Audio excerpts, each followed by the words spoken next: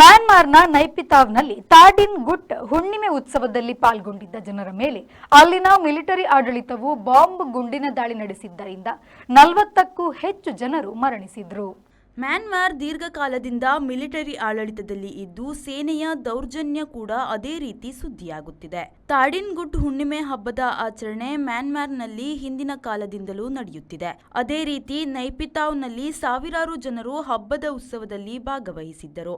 ಆಗ ಮ್ಯಾನ್ಮಾರ್ ಸೇನೆಯು ಹಬ್ಬದ ಗುಂಪಿನ ಮೇಲೆ ಕೈ ಬಾಂಬ್ ಮತ್ತು ಗುಂಡಿನ ದಾಳಿ ನಡೆಸಿದೆ.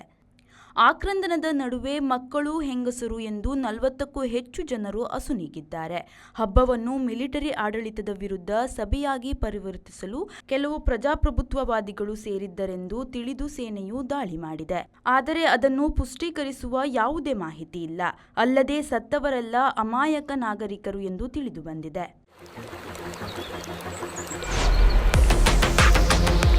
ಖುಷಿಯ ನಡುವೆ ಈ ಒತ್ತಡದ ಜೀವನ ದಣಿವು, ಆಯಾಸದಿಂದ ಬಳಲುವಂತೆ ಮಾಡುತ್ತೆ.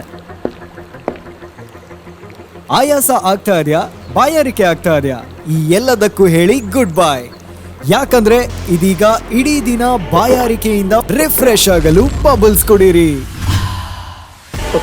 ಬಬಲ್ಸ್ ಕುಡೀರಿ, ಫ್ರೆಶ್ ಆಗಿರಿ.